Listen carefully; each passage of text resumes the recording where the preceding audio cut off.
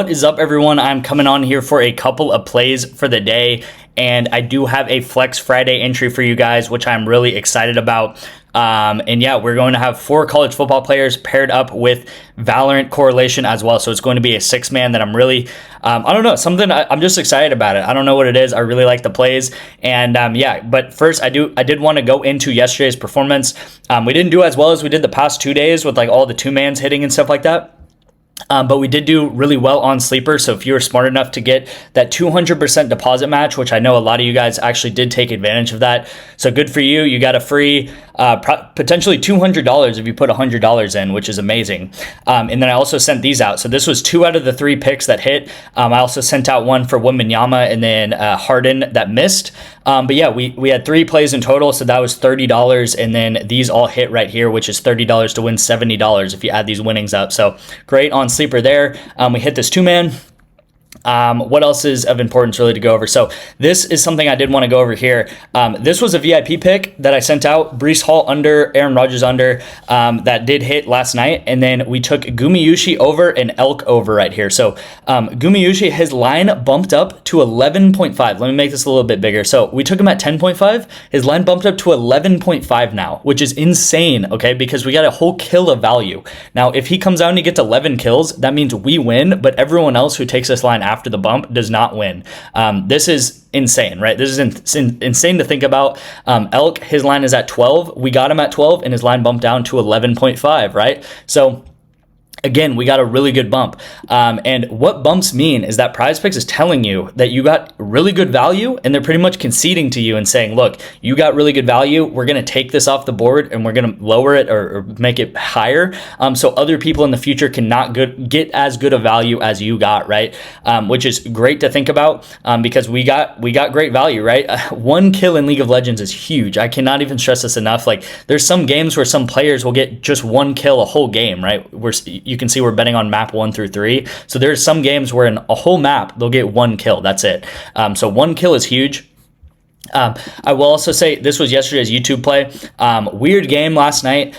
These plays also did bump down, which means we got good value. Tank Dell just had a really good performance. So there were literally 3 people on the Texans who got catches last night. Tank Dell, Robert Woods, Dalton Schultz. And Tank Dell ended up getting 6 out of the 11 completions that Stroud had, right? So it is what it is, right? Tank Dell, I knew he was going to be the number 1 receiver going into last night, but you can't really argue with Vegas because I got him at 5 and then his line bumped down to 4.5. So they knew that we did get good value at 5. He just ended up getting 6 receptions and had a good game.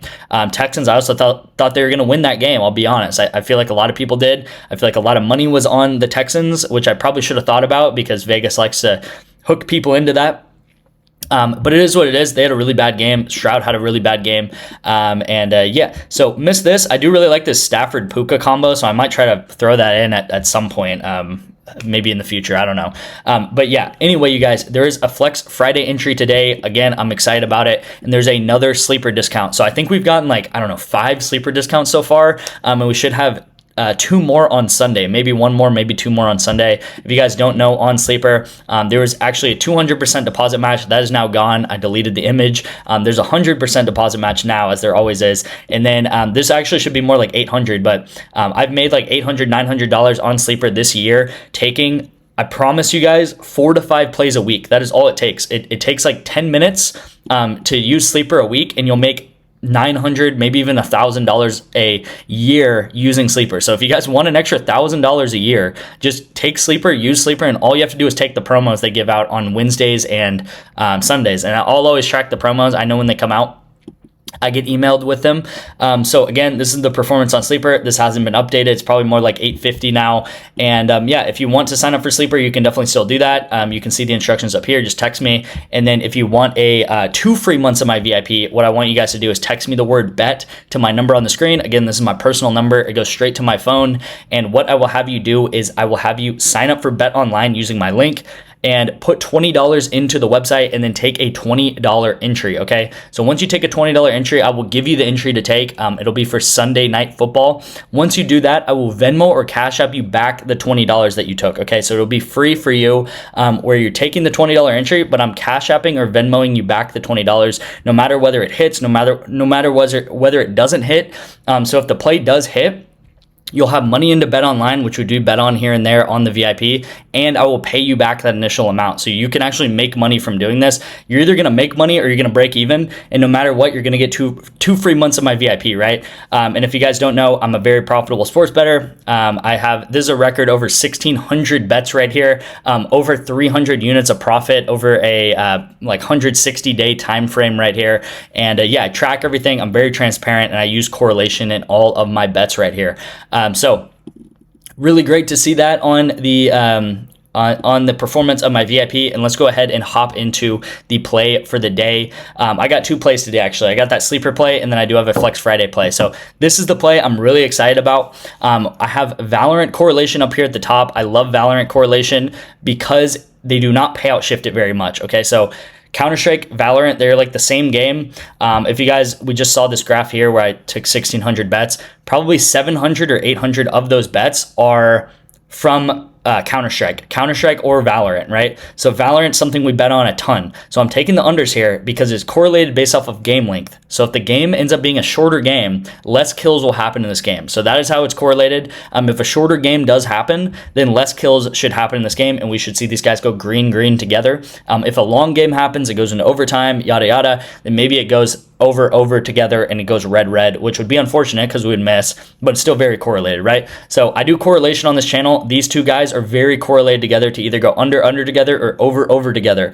Now, down here, you can see they're all color separated, right? We have this 2-man up here, then we have a 2-man in the middle. We got Nico I. I still don't know how to say his last name, but I'm going to call him Nico I. If you guys know, I take Nico I under a lot on this channel. If you guys have been following through the college football season, one of my favorite plays is Nico I under. The reason being is because Tennessee, they either look really bad and they can't pass the ball, or they pass the ball decent and they get up early in the game and then they absolutely stop passing the ball completely and they just run the ball. They just run the ball and they just win the game that way. So Nico I under, no matter whether they win the game and they're winning the game, they'll start running, or they look really bad and they're playing Kentucky. So maybe it's going to be kind of a Georgia-Kentucky situation a month ago, where Kentucky was really holding Georgia down. I do think Nico I's under is really good here. So take Nico I under. The only problem with Tennessee, and this isn't really a problem, it's just kind of a minor thing, is they have 3 receivers that are all pretty much the same skill level. They have Squirrel White, they have Brew McCoy, and they have Chris Brazil. So all of those guys are about the same, and all of their lines are about 30 to 35. And once a week, it just depends on who's going to be his number 1 receiver that week. So we've taken it where we've taken Nico I under, and then we took Squirrel White to go under, and Squirrel White accidentally went over, right, where he had like a 40-yard catch. It just kind of depends. Normally, one of these 3 guys is going to go over in some regard because that's who he picks as his number 1. It's really weird. Tennessee's a really weird team, but we can take advantage of it. So hopefully Brew McCoy is not the guy, and he picks Squirrel White or Chris Brazil. But yeah, Brew McCoy, he actually just went off last game, and I think Squirrel White was out. So now Squirrel White's back, so hopefully he doesn't choose Brew McCoy this game. So that's why I'm taking him under. Very correlated is what I want you guys to realize too. So if Nico I goes under, if he throws for like 150 yards, which he does often, then it's unlikely that Brew McCoy, one of his top receivers, is going to go over his projection too. So they're very correlated together, right? If you think about it with like Mahomes, Kelsey, if Mahomes throws for 350 yards, then it's very likely that Kelsey is going to get like 100 yards because one of his top targets is Travis Kelsey, right? So very correlated here in the middle, and then very correlated down here at the bottom. Again, really like this play.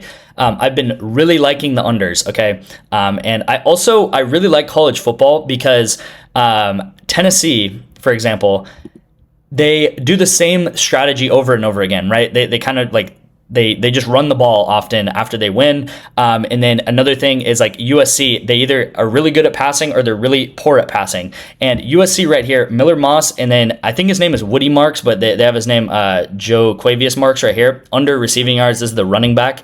And I am taking the unders together again, very correlated, and they're playing Washington. So Washington, if you guys didn't know, is the number 1 pass defense in the whole college football. Okay, so we took Indiana unders last week, and it hit because I told you guys Washington's really good defending the pass. So USC, we are also taking them under. Washington has allowed 150 passing yards or higher in 1 game this whole season. Now, I know you guys are going to say they haven't played anyone, yada, yada, like they haven't played anyone good, but if you're not allowing 150 passing yards, if you're only doing that one game over 150 passing yards, that is telling you something. They've played like 7 games already, you guys. Miller Moss over 267 yards. Now, I think he'll get over 150 yards, but I think he'll get like 220, 225, and he's not going to be able to throw for 300 yards as he normally does. So I'm just taking what they give me here.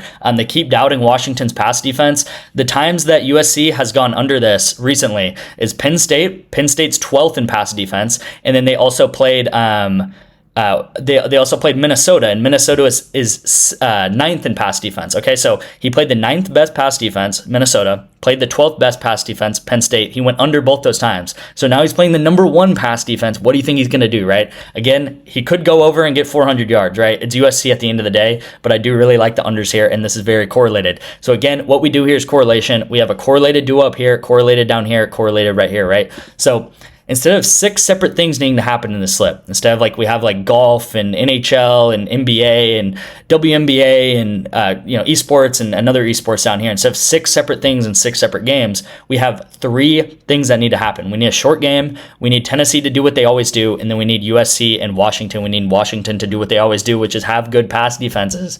That is why I like this play so much. So lock this in on Flex Friday. Really like it. And then the second play, I'm going to run through it quick.